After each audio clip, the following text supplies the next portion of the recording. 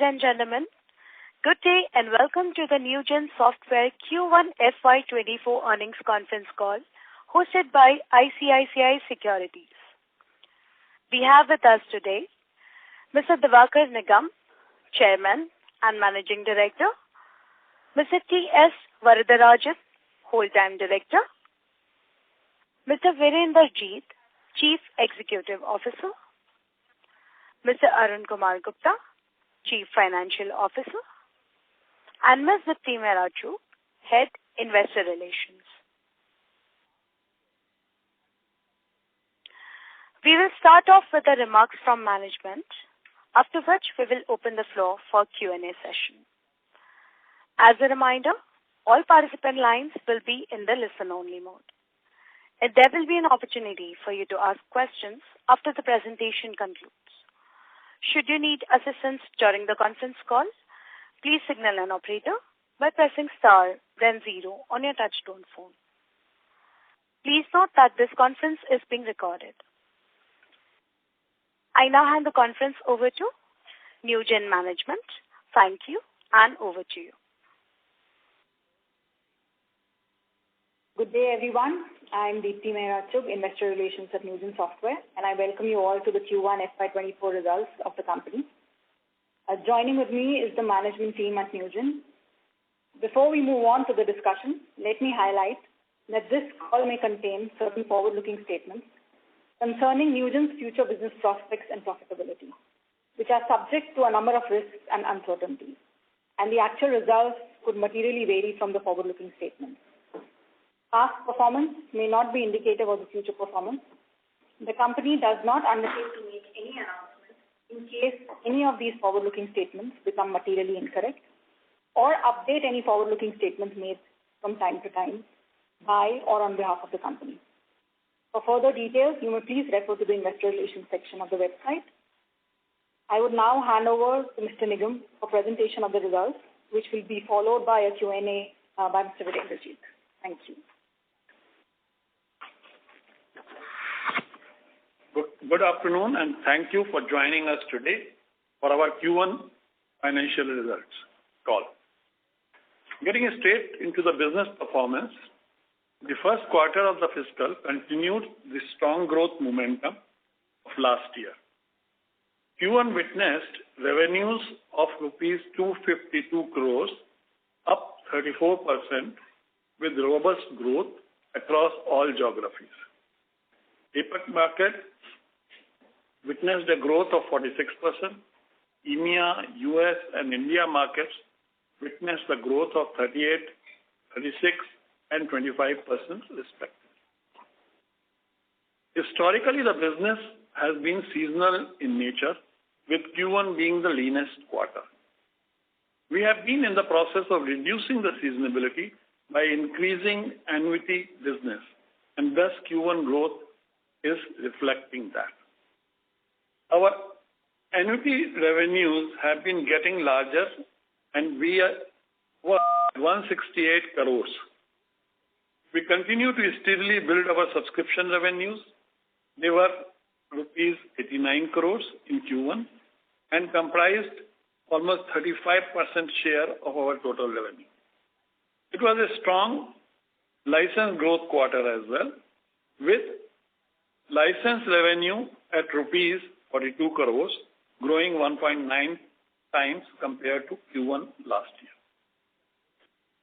During the quarter, we witnessed strong traction and booking from both existing and new customers. These include large orders from existing bank customers as well as healthy new logo additions. We added 13 new logos across the geographies in Q1. Some key customers include providing digital account opening solution for a privately held bank in Americas region, providing lending origination and management solution to a leading diversified business group in Saudi Arabia, operating across 7 core sectors, providing trade and supply chain finance solution to a leading financial institution in the UAE market. We are witnessing expanded opportunities across different segments, particularly in the banking. The renewed thirst on digital journey across the banking sector has resulted in significant increase in our orders, particularly from existing bank customers. We are also witnessing revival of new journeys in insurance and government segment, creating a high demand for service accelerators in these verticals. Globally, there is a growing emphasis on automation at scale, especially in financial organizations like banks, wealth management groups, etc. These organizations are actively planning to integrate their front and mid offices, leading to a surge in interest from customers. This increased interest has translated to large licenses and implementation, indicating a strong market. We are excited to see that our innovative offerings are well positioned to tap the large market opportunity. The new generation of our product suite, Newgen 1, is designed to provide enterprises with the tools they need to build, deploy, and manage applications, bridging automation silos and streamlining the processes. Our platform's modular design, advanced AI capability, and cloud-first approach will enable organizations to deliver superior customer experience, operational excellence, and business innovation. It has contemporary user interfaces and more integrated environment. The new Avatar also produces better applications using low-code principles. It allows development of attractive portals with very little effort, facilitates end-to-end integrated processes at enterprise scale. We are adding AI/ML capabilities in process automation for suggestive and prescriptive intelligence. For work introduced, timelines can be estimated, work can be diverted to suitable person, etc. We are enriching our lending solutions with AI/ML-based auto-decisioning and no-touch, low-touch strategies. In our recently launched trade finance solution, we are again using our AI-based strategy for extracting data from paper images and PDF documents. On the operational front, we have been working extensively at enhancing employee engagement, productivity, talent management, and capability building. In fact, we are working on utilizing the different AI technologies to enhance employee productivity. At the same time, we are also focusing on expanding strategic hires to lead our growth. On the sales and marketing front, we are strengthening our direct sales channel along with the focus alliance with our partners, especially the system integrators, to expand our market footprint. As a part of growth strategy, Newgen is building across relationships with 4 types of strategic partners: GSIs, the global system integrators, consulting firms, technology partners for enhancing capabilities, and lastly, marketplace partners like Mambu and Guidewire. On profits and margin, we delivered healthy growth in profits during the quarter.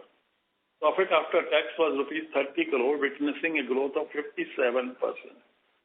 As we grow, we are investing heavily in technology and sales and marketing initiatives while maintaining cost discipline. During the quarter, apart from investing 10% of our revenues on R&D initiatives, the company invested 24% of revenue on the various sales and marketing initiatives. On the balance sheet front, our net cash generated from operating activities during the quarter was at rupees 57 crores. Our net trade receivables were rupees 359 crores at the end of June, which resulted in a DSO of 126 days.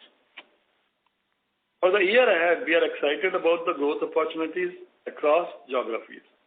Newgen is dedicated to staying at the forefront of technology and innovation and continue to empower enterprise towards a more holistic automation.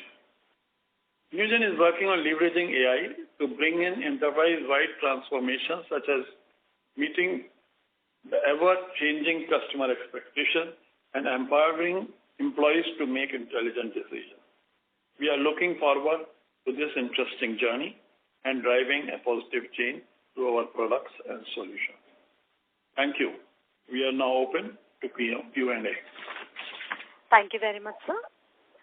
We will now begin the question and answer session. Anyone who wishes to ask a question may press star and one on their touchtone telephone. If you wish to remove yourself from the question queue, you may press star and two. Participants are requested to use handsets while asking a question. Ladies and gentlemen, we will wait for a moment while the question queue assembles.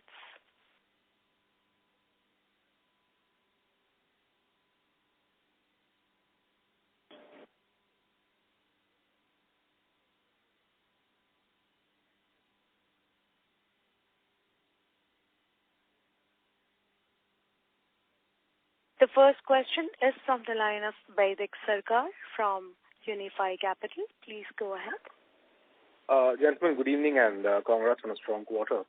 The beat we've had this quarter on the license revenues was good to note. Should we read this as a sign of acceleration to come in the license product side of the business, given your go-to-market efforts, especially in the US over the last few years? Or would you caution this as a one-off? And does this in any way change the H2 loaded license revenues that were due anyway? So thanks, Vaidik. Your question about the license. See, as part of our growth, we are already doing strong license business because that's our primary business.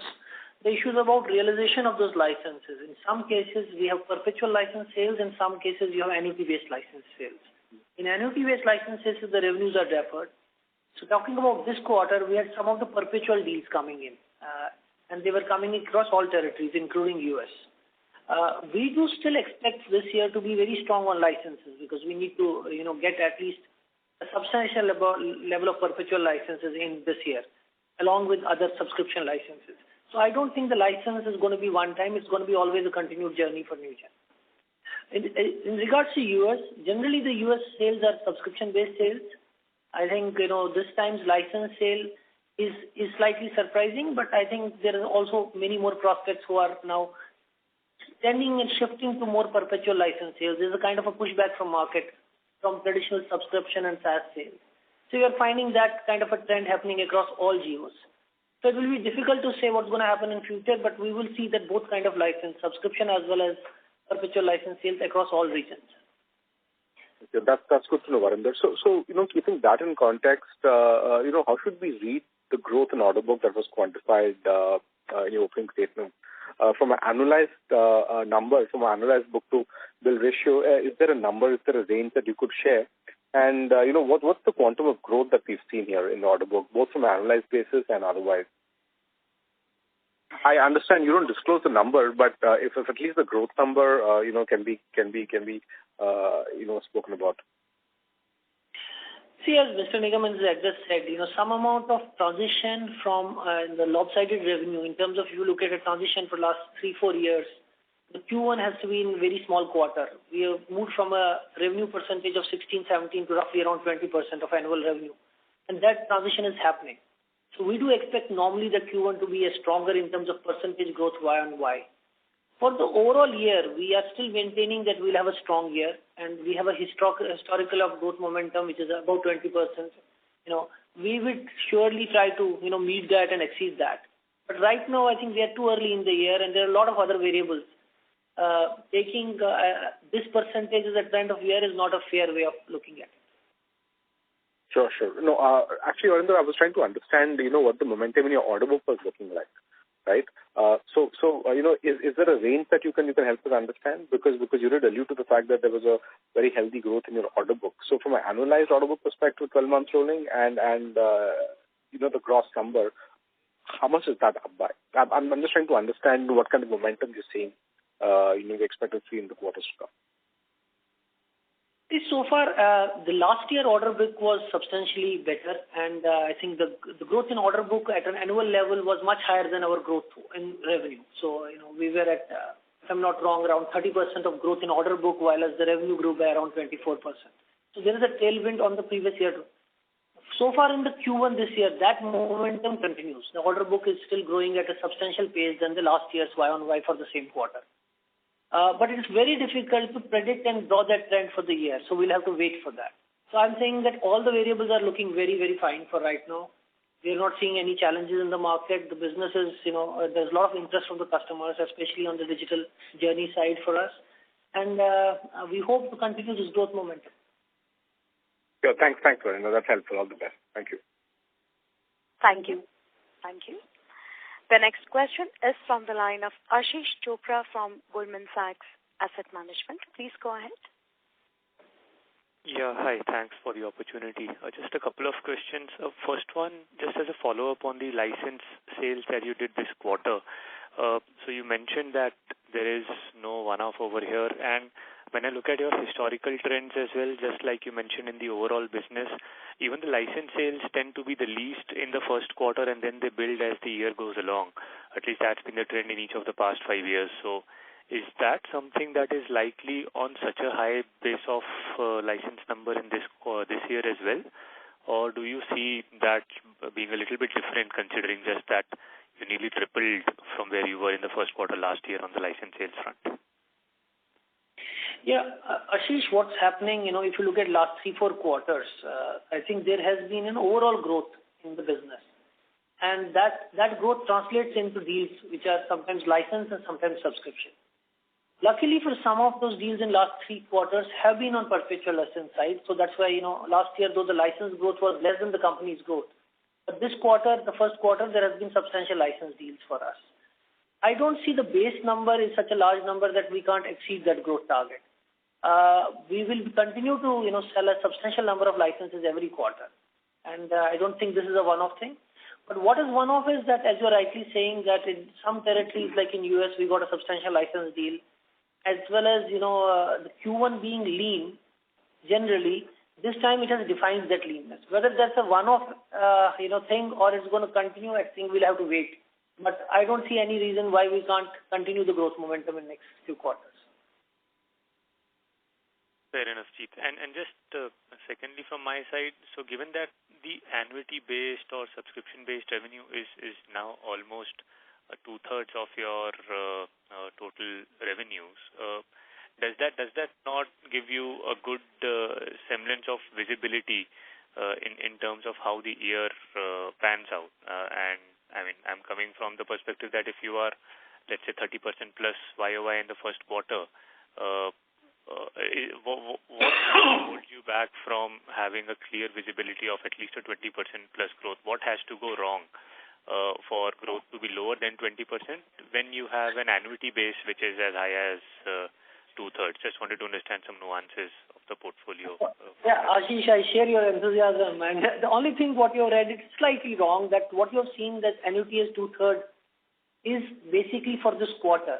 You have extrapolated it for the year. Since this quarter is smaller, our annuity is still at between 55 and we may bring it up to 60% of the revenue this year. So still, the total annuity is not 2/3. It's more close to 60%. So there is still a variability depending on licensed businesses. So when you're looking at this 2/3 number, you are taking this quarter number because this quarter, since the other, generally it's a smaller quarter for us. So the traditional business lines end up performing much better. So I hope that, over the next few quarters, we can keep on increasing this annuity. And as I said, as we are able to accelerate the subscription sale, accelerate the mature market sale, we do expect this annuity to go all the way up to 70-75% of the business, which should give us much higher visibility in the whole year. Fair enough. And just lastly from my side, so you articulated that you're not really witnessing any significant pressures in your US-based customers, but any thing that you could share on the traction in your own efforts to grow your client base there, as well as maybe the results of the GSI channel model? So Ashish, I think the US performance this quarter I don't think should be taken a reflection that everything is all right on that market, and we are still working on resolving. Like we said last time, we have already pivoted. We are pivoting our strategy from going to larger banks. Some of those deals have come this quarter, and we expect to repeat that. But it's not that all quarters are still firing. We are resetting our GSI strategy out there. We are working on multiple initiatives on that. So I think this is still some quarters to go before we start building a much more stronger US and which drives the growth for Newgen. As of now, I would say that last year was very weak for US, and this year in percentages it looks strong. But I think we'll have to wait for some time before we can really say that US is going to be the growth driver for the company. Got it. Thanks so much and wish you all the best. Thank you, Ashish. Thank you. A reminder to all the participants, anyone who wishes to ask a question may press star and 1 on their touchtone telephone. The next question is from the line of Mihir Manohar from Carnelian Asset Advisors. Please go ahead. Yeah, hi, thanks.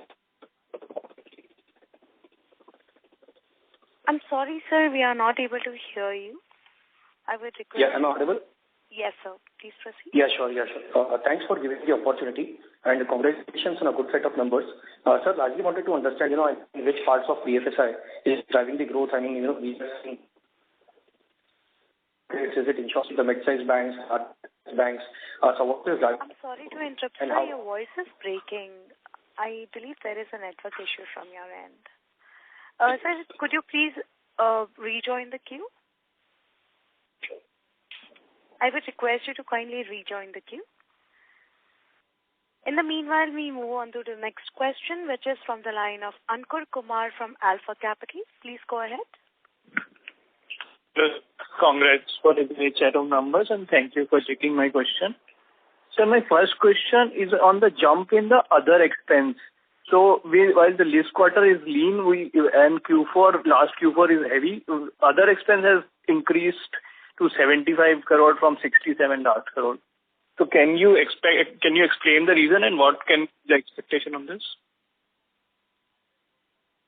So I'll have to excuse me because other expenses, could you be more specific?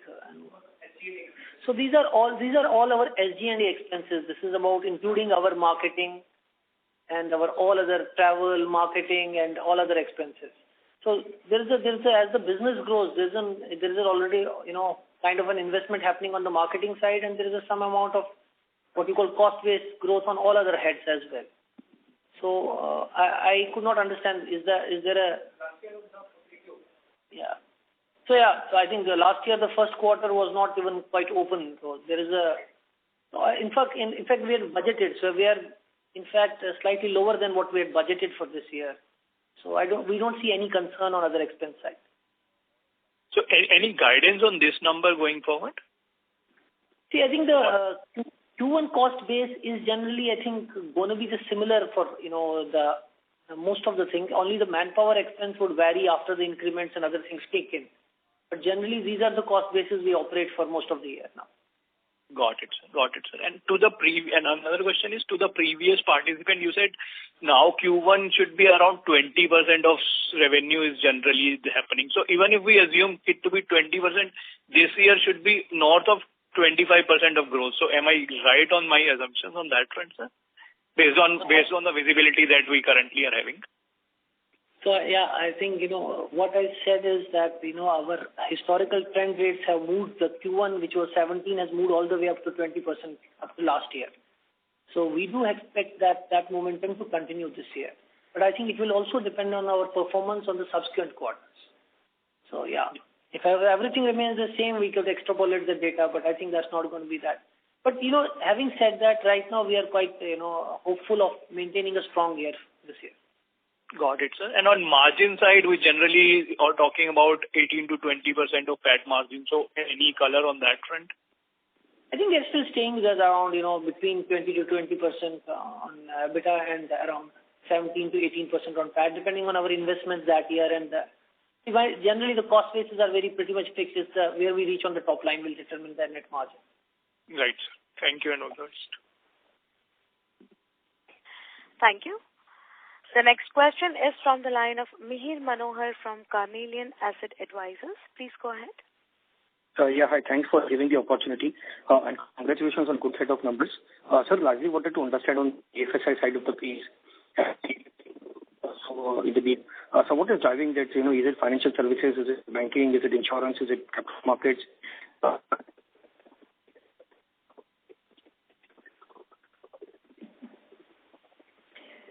So, Meher, I'm sorry, we couldn't hear the second part of your question. But if you can hear me, then I can repeat. I can answer the first part of the question.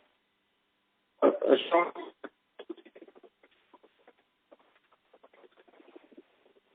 Is it capital markets? Banks. So what is driving this growth? There is some issue with your line probably. This is the moderator, isn't it? Sir, I would request you to kindly rejoin the queue. We are not able to hear you. Meher can't hear you. So, but I think let me answer the first. Maybe if you can hear us, let me answer the first part of his question. Yes. Meher, as you said, the growth momentum, I think we are very strong in BFSI, and I think in that the banking is driving the growth. Now, banking in our emerging markets like India, Middle East, APAC, we are talking of tier 1 accounts. And as Mr. Nigam's address said, it is typically the journeys, which is whether it's an onboarding journey or a digital lending journey, which is driving a lot of traffic. And we have pivoted from our earlier deal sizes, which were into few crores, to much larger deal sizes across all these regions, in India, Middle East, and APAC. In US, we have been focusing on mid-market, and that was our, kind of a bread and butter out there. But now we pivoted slightly to banks which are bigger than 20 billion, 50 billion, and above. Again, in those, I think the origination journeys, the digital journeys is driving. So banking is number one where we are finding traction. But beyond banking, also insurance is looking positive, though we have not converted as many deals as we do in banking. But insurance is looking as also very strong. And again, I think the need for digital revamping journeys, infrastructure, everything is there. So I'll stop here. Probably, Meher, if you can join again, and then we could have a chat, because right now I can't hear you. Thank you, sir. Is this audible? Yeah. Ladies and gentlemen, a reminder to all the participants, anyone who wishes to ask a question may press star and 1. The next question is from the line of Chirag Kacharia from Ashika Institutional Equities. Please go ahead. Yeah, congratulations to the entire team for a very strong set of numbers in the lean quarter. And again, it's really transforming the result on a revenue profile perspective from transition to traditional to the annuity and subscription. So I have a couple of questions. Let's say after a few quarters, our revenue largely start coming from annuity and subscription base. Then what kind of cost structure are we looking for? And on sustainable basis, the ballpark aspiration to reach a certain million of turnover by FY27, which we have been provided since last couple of quarters. At that time, what margin profile are we looking forward? And what is the attrition during the quarter? Yeah. So, yeah. In terms of, as the revenue mix keeps on improving in terms of becoming more annuity, that happens because of either we sell perpetual license and the ATS part of the annuity part of license gets compounded, or we sell more subscription licenses. So it will keep on improving. In terms of our margin, I think it's not directly connected to that. As company grows, our gross margin position will keep on becoming stronger as the larger percentage of revenue will come from, what we call our licenses or subscription sales. But it will depend on our opportunity of growth in market and how much we invest in our R&D and sales and marketing. So that's why when we give a broad guidance about, meeting some numbers, we are assuming that the larger part of the margin will get reinvested in businesses for growth. So we'll continue to be around 20-21% of EBITDA and 17 and 18% of PAT. On a healthy growth line of anywhere around 20%, that number we should be able to deliver that. In terms of, attrition, and I think the attritions have come down significantly. I think we are almost talking at less than half what was last year at the same quarter. But it's just one quarter. And I think let's wait. I think the market is still looking up now for most, again, software industry. Let's see how it unfolds. But I think we are, on that trend, I think the larger problem of industry, I think we are much away from that problem right now. And we think that this year we should be, at a much, much lower number compared to the last year. So I think I couldn't get your third question because... Okay. So one more question I have. When the wage hike impact is to be there in the quarter, in which quarter we're going to increase the payrolls and all? And also, will it be similar to like we used to give in previous years, or this time is there any differentiation considering the growth we have achieved in the last couple of years? No, I think wages are dependent on our growth, our own perception of where we want to be, and as well as the market reality. I think our increment cycles are divided across 3 quarters: April, June, and predominantly January. So I think the impact will be, there is some amount of impact on this quarter. It's already, there has been increment, and there is going to be some impact on next quarter, as well as then there's going to be a substantial number of people getting increments in the last quarter. What percentages, I think it's a very difficult call right now. I think we'll have to take it very close to that. Okay. Thank you. All the very best. Thank you. Thank you. The next question is from the line of Sumit Jain from ICICI Securities. Please go ahead. Yeah, hi. Thanks for the opportunity and thanks for allowing ICICI Securities to host your call. So the first question I had is generally the health of the mid-sized banks in the US. Generally, we have heard post the banking crisis in March, the overall technology demand from them has been a tad weak because of the consolidation and merger happening. Now, in your client base within the US portfolio, have you seen such kind of a pressure playing out? Because as per your numbers, it doesn't seem like anything of that sort has played out.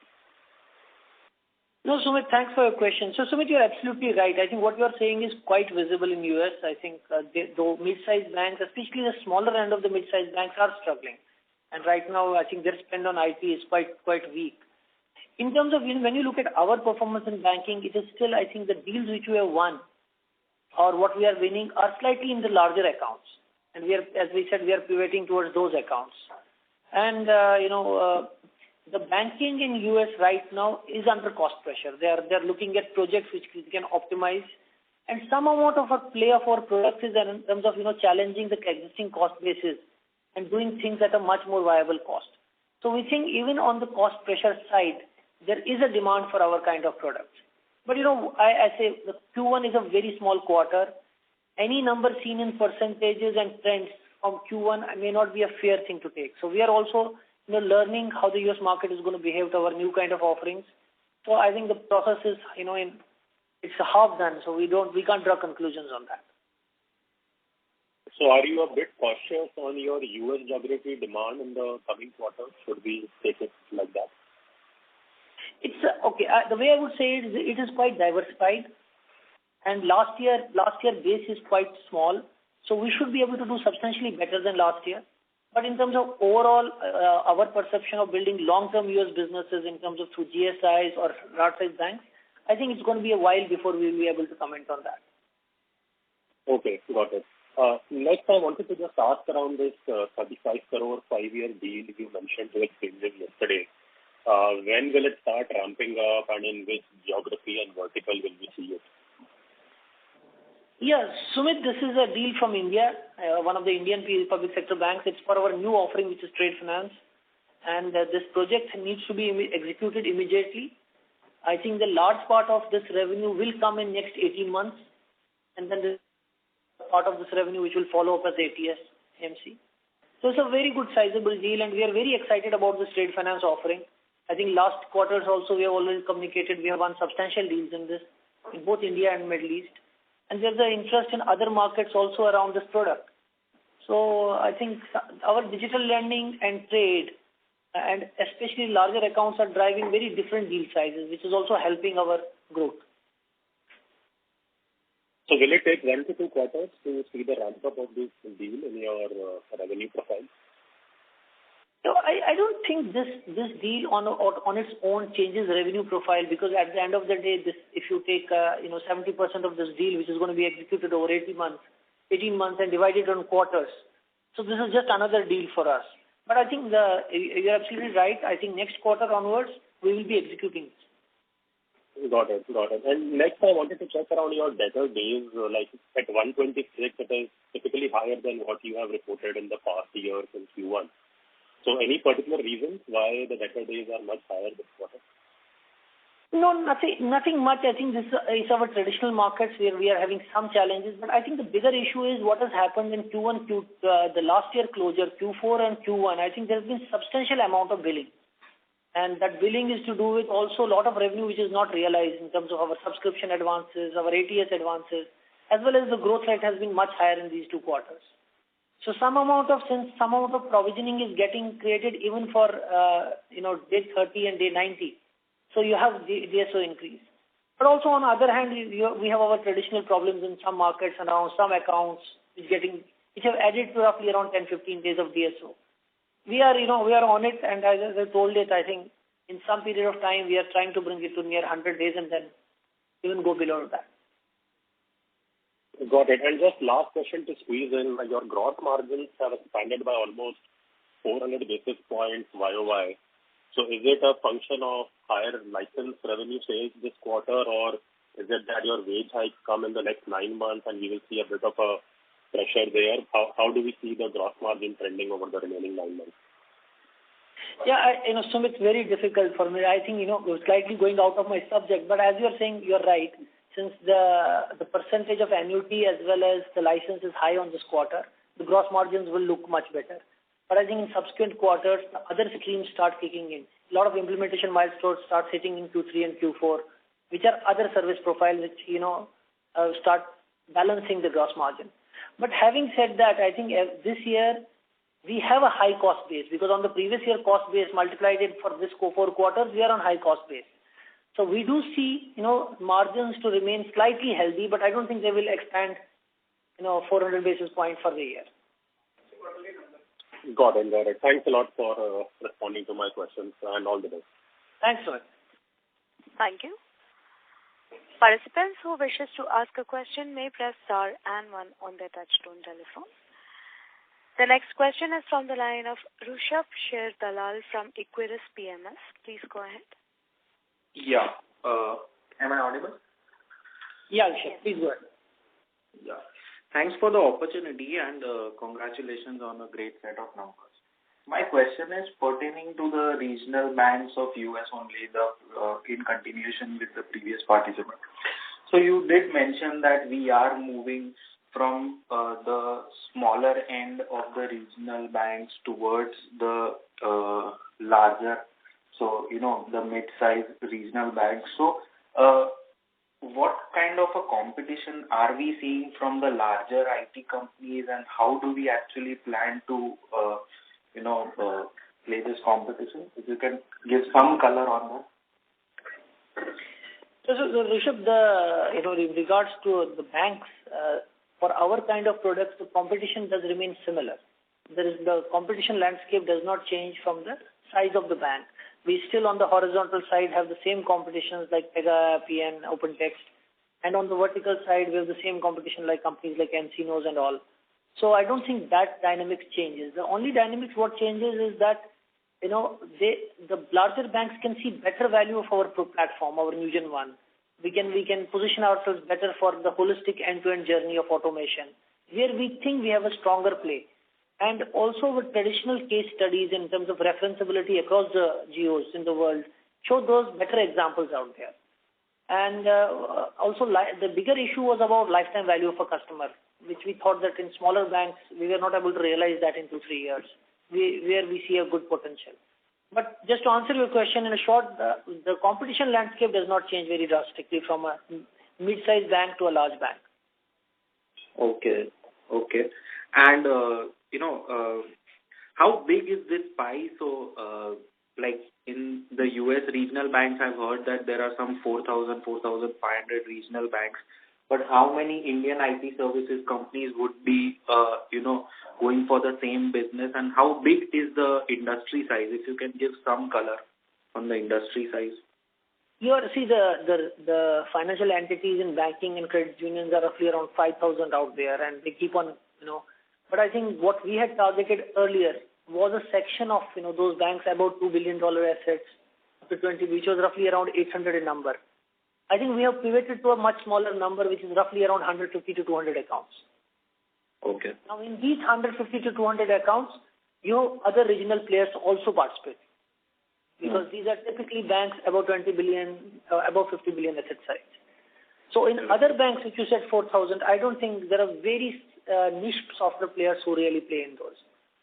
Okay. Okay. And just one question on the generative AI thing that is going around in the market. So, are our clients also expecting us to provide some kind of efficiency in terms of delivering the projects when generative AI tools we use? And does it disrupt the industry, the sector in any way? If you can give some color on that too. See, yeah, that's a very wide question, but I'll try to answer it in a small what is relevant to us. See, we are already in the business of, assembling solutions at a very fast speed through a no-code, low-code kind of a technology. I think most of the conversation when it comes to demand or, optimizing demand is about code generation. We are already in the game where code generation needs to not be done. But generative AI also adds further value to our products and offerings, which we are trying to put in the roadmap over next 12 months. Right now, the value which we are delivering to the customer is not around people and cost. It's around the solution, the benefit, it's around the product. So we don't see those pressures right now in terms of cost coming on generative AI. But there's a huge opportunity on our product side and on the solution stack side, where how we can use AI and generative AI to give better value to the customer. I think that those roadmaps are already being drawn. We're working on many of such areas, and as we are ready to release, we'll release them to market. Okay. Okay, and just a small bookkeeping question, if you can just quantify the attrition rate for the quarter. I think I'll ask Dipti to respond to you. She can give you exact number, but I'm not very sure. Okay.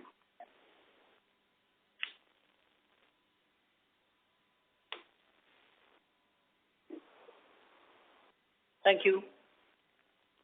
Thank you. We have the next question from the line of Dhaval Doshi from IDBI Capital. Please go ahead. Hi, am I audible? Yeah, you're audible. Hi. Thanks for the opportunity. So my question was on the revenue growth. So if you look at the last quarter, we grew, let's say, 18 to 20% QOQ. And we ended FY23 with 25% growth. Now, when we look at Q1 performance, it has been healthy on a YOY basis, 30% plus. So do you see FY24 growth to be similar with as FY23 growth? So that's a difficult question to answer, but what we are saying that the way last year was looking right now, we don't see any headwinds like you see in service companies around our growth. We think there are enough areas for us to keep on doing business. And you're absolutely right. I think on Q4 is stronger always. And we expect this year also the Q2, Q3, Q4 sequentially to be better than the previous quarters. So that kind of trend, there is no reason why we should not continue that. But what absolute growth rates we hit at the end of the year, I think we have to wait for that. Okay. Thank you. That's it from my end. Thank you. Thank you. We have the next question from the line of Sarang Sanil from RW Investment Advisors. Please go ahead. Good evening, sir, and thank you for the opportunity, and congrats on great execution. First question is, have any GSI deals been converted this quarter, and how the pipeline like, and is it coming as per expectation for the company? My second question would be, if you could give some more color on how generative AI is seeing application to your Newgen One project. Has there been any deal that included this, or are you still exploring the space? Yeah, thanks for the question. So, on the GSI, we did have some deals in US this quarter, but not significant number. From our expectation, we are very, very far from the number. I think we have done the investments. I don't think they are showing the returns right now. But I think you have to be on it for some time before things start becoming better. And so that's on the generative AI side. I think it's too early in terms of what we are going to do and what things we are going to come to the market. So far, generative AI is not part of our any deal. As I said, we are already working on an area which is typically about assembling of applications on a low-code platform. So most of the conversation you feel is about how the code generation can happen through AI. That's not where we are right now. But as I said, we are finding huge amount of opportunities both on our solution side as well as product side to introduce generative AI and other AI capabilities. And in next couple of quarters, we'll be launching many products in that area. Sure. Thank you. And all the best. Thank you. Thank you. Before we take the next question, a reminder to all the participants, anyone who wishes to ask a question may press star and 1 now. The next question is from the line of Akshat Khemani from Carnelian Asset Advisor. Please go ahead. Yeah, hi. Thanks for giving the opportunity. Mail this side. Am I audible now? Yeah. Sir, sorry to interrupt. I would request you to kindly use your handset. Your audio is not that clear, sir. Yeah, sure. Am I audible now? Yes, sir. Please proceed. Yeah, sure. So I largely wanted to understand the section on the trade finance side. If you can provide some color as to what is the pipeline on the trade finance, specifically India and Middle East, what kind of opportunities are there? If you can quantify that, the number of deals, kind of traction, what can be the potential value, that will be really helpful in the next 2 to 3 years. What kind of inquiry pipeline are you building on trade finance? And how is our solution placed when compared to competition? What is the differentiated solution which we are offering on this side? That will be really helpful. And my second question was just on the perpetual licenses part of the piece. At the start of the call, you mentioned that, some of the business is shifting to perpetual license. So, if you can provide why is that happening and how do you see that traction for the balance part of the year or maybe for the next 2 years? Will perpetual license be still higher and why is that situation happening in the market? That will be really helpful. So those were the questions. So Akshat, thank you. And they were quick questions and a lot of questions within a question. So let me try to answer them and then probably if I miss something, you can ask me. See, first of all, I'll talk about the trade finance. I think, so why Newgen, I think on trade finance is one, we realized trade finance is document intensive and Newgen is very, very strong in any process-centric, or document-centric process automation. So we have been traditionally strong and we have been providing some parts of trade solutions to our customers over a long period of time. Last couple of years, we have gone ahead and built a full trade product.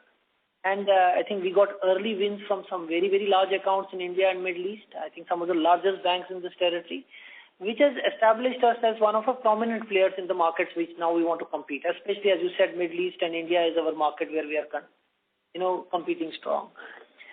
In terms of trade, I think we do expect to close every year at least 4 or 5 deals on trade. And but in terms of these cases are sometimes long gestation, and they are, as you've seen, the deal sizes are pretty large compared to our traditional thing.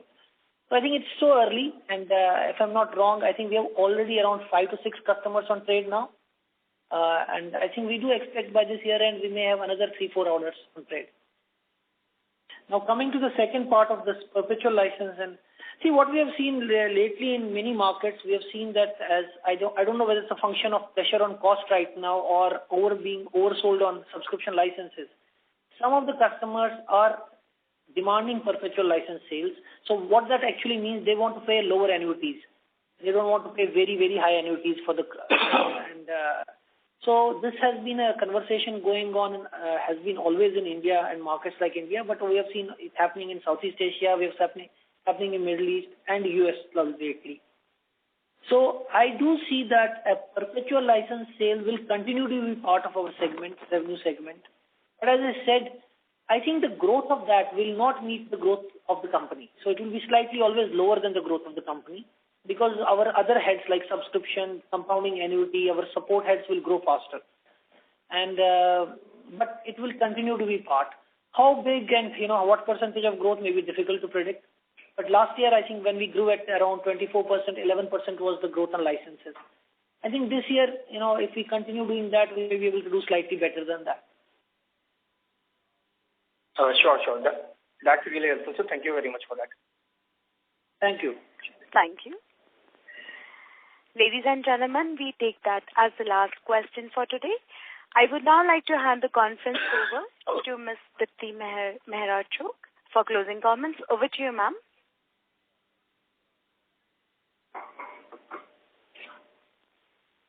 Thank you so much for participating in the call. For any further questions, you can connect with me or you can go to our website. Thank you. Thank you, ma'am. Ladies and gentlemen, on behalf of ICICI Securities, that concludes this conference. Thank you for joining us, and you may now disconnect your lines.